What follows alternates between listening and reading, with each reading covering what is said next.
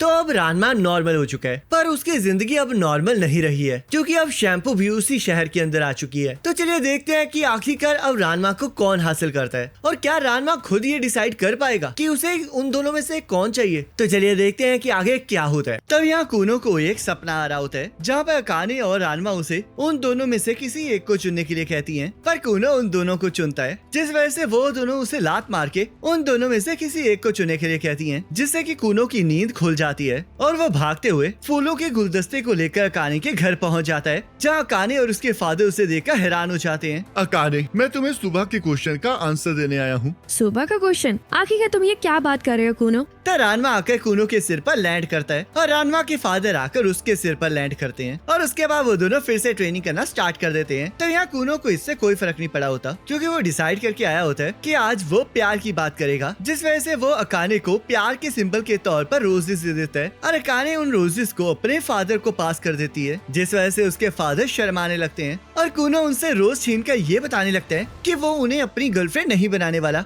मैं उस pig tell girl के बारे में कुछ नहीं जानता हूँ और मुझे तो ये भी नहीं पता कि आखिरकार मैं अगली बार उससे कब मिलूंगा। तो इसलिए मुझे एहसास हो गया है कि मैं सिर्फ तुमसे प्यार करता हूँ क्योंकि तुम हमेशा मेरे आसपास रहती हो। तब अकाने देखती है कि रानमा ठंडे पानी के पूल में गिर गया होता है, जिस वजह से वो कूनो को बताती है कि वो बहुत जल्द पिग टेल गर्ल से मिलने वाला है। तो कूनो रानमा की गर्ल फॉर्म को देखकर हैरान हो जाता है, जिस वजह से वो गुलदस्ते के 2 टुकड़े करके उन दोनों को आधा आधा गुलदस्ता दे देता है, क्योंकि वो डिसाइड ही नहीं कर पा रहा होता कि आखिरकार वो उन दोनों में से किसे चूज करे। रुको जरा, मेरे पास एक आइडिया है। तुम दोनों अगले संडे मेरे घर आओगी और तुम दोनों में से जो भी मेरे घर पे पहले पहुंचेगा मैं उसे डेट करूंगा। मुझे माफ कर देना, मेरे पास किसी और तरह डिसाइड करने का जरिया नहीं है, तो इसलिए मुझे ऐसा करना ही पड़ेगा। तब रानमा कूनो को लात मार के वहाँ से उड़ा देता है और यहाँ शैम्पू के कैफे में miss martial art delivery race के बारे में बातें चल रही होती हैं, जिसपे सिर्फ लड़कियां ही पार्ट ले सकती हैं और उसमें जिस भी शॉप की लड़की जीतती है उस शॉप के ओनर को 1 साल के लिए शॉपिंग प्लाजा का चेयरपर्सन बना दिया जाता है, जिस वजह से वो हर प्लाजा इवेंट को मैनेज कर सकते हैं और उनके पास और भी कस्टमर्स आ सकते हैं। तो दादी उन्हें बताती है कि शैम्पू एक स्किल्ड मार्शल आर्टिस्ट है, तो क्या इस रेस में उसका पार्टिसिपेट करना सही रहेगा। तब वो लोग इसके लिए हाँ कर देते हैं क्योंकि उन्हें पूरा यकीन होता है कि उनके पास भी शैम्पू को हराने के लिए कोई ताकतवर लड़की है। तब हम यहाँ पर देखते हैं बहुत सारे शॉप के ओनर्स अकाने के घर आए होते हैं ताकि वो उसे मार्शल आर्ट डिलीवरी गर्ल के लिए मना सके, क्योंकि अकाने का रिकॉर्ड रहा होता है कि उसने हर बार रेस को जीता होता है। तब वो सभी लोग अलग अलग रेस्टोरेंट के खाने को टेस्ट कर रहे होते हैं ताकि अकाने उनमें से किसी एक को रिप्रेजेंट कर सके और अकाने के फादर ईल रेस्टोरेंट को चुनते हैं। तो रानमा भी खाने को खाने लगता है, पर अकाने इससे मना कर देती है और उसे कहती है कि अगर उसे खाना है तो उसे कम्पीट करना पड़ेगा। तो रानमा उसे याद दिलाता है कि वहाँ पर सिर्फ लड़कियां ही कम्पीट कर सकती हैं, जिस वजह से रानमा के फादर उसके ऊपर पानी फेंक देते हैं और उसे रामन शॉप को रिप्रेजेंट करने के लिए कहते हैं ताकि उन्हें 1 साल के लिए फ्री रामेन मिल सके, जिस वजह से रानमा भी इसके लिए तैयार हो जाता है। तब अगले दिन सभी लोग रेस के लिए इकट्ठे हुए होते हैं और अकाने अपने फादर को समझाती है कि ये आखिरी बार है जब वो इस रेस में पार्टिसिपेट कर रही है। तब शैम्पू भी ये देख के खुश होती है कि रानमा इस कंपटीशन के अंदर पार्टिसिपेट कर रहा है और तब दादी उसे अपने पास बुला लेती है। तो शैम्पू, तुम्हें मेरे दामाद को हासिल करने के लिए इस चांस को यूज करना पड़ेगा,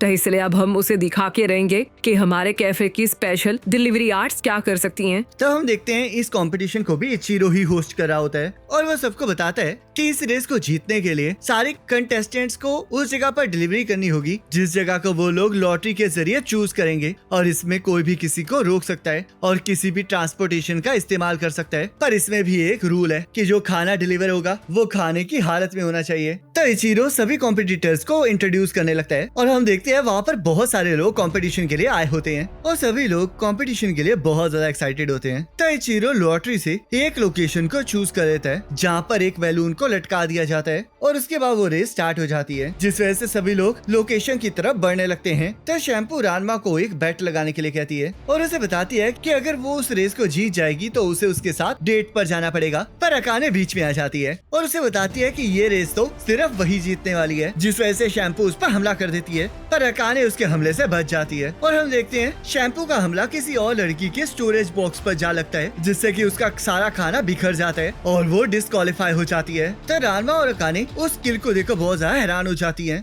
ये मेरी हेरिडेटरी सीक्रेट टेक्निक है जिसका नाम डिलीवरी बॉक्स फ्लिप ओवर है। शैम्पू के खिलाफ इस मार्शल आर्ट डिलीवरी रेस में तो मेरा दामाद भी कमजोर है। तब रानमा को दादी की ये बात सुन के ये रेस और ज्यादा इंटरेस्टिंग लगने लगती है और वो शैम्पू की बेट को भी मार लेता है, जिस वजह से शैम्पू रानमा के डिलीवरी बॉक्स पर हमला करना स्टार्ट कर देती है और रानमा उसके हमले से बचने लगता है। तब अकाने को इस बात पे बहुत ज्यादा गुस्सा आ रहा होता है कि रानमा उनकी बातों में इतनी आसानी से फंस गया है। तब हम देखते हैं जिसके घर पर वो बैलून होता है वो असल में कूनो का ही घर होता है और संडे होने की वजह से वो ये इंतजार कर रहा होता है कि उसके घर पर पहले कौन पहुंचेगा और आके उसे गले लगा लेगा। पर कूनो इस बात से बहुत ज्यादा उदास होता है कि उसे उन दोनों में से किसी एक को चुनना पड़ेगा। तब मीडिया वाले वहाँ पर पहुँच जाते हैं और यह शैम्पू अभी भी रानमा का पीछा कर रही होती है और रानमा से पूछने लगती है कि क्या उसे उसके साथ डेट पर जाने का डिसीजन इतना ज्यादा बुरा लगा है। पर रानमा उसे समझाता है कि अगर उसे उसके साथ डेट पर चलना है तो उसे उसके रामेन के बॉल को गिराना पड़ेगा, जिस वजह से शैम्पू उस पर हमला करना स्टार्ट कर देती है। पर वो फिर भी रानमा के एक बॉल को नहीं गिरा पाती, जिस वजह से वो रोना स्टार्ट कर देती है और रानमा उसे शांत करवाने लगता है। पर ये सारी की सारी शैम्पू की चाल होती है और वो रानमा के ऊपर हमला कर देती है। पर रानमा उसके हमले से बच जाता है और हम देखते हैं शैम्पू के हमले से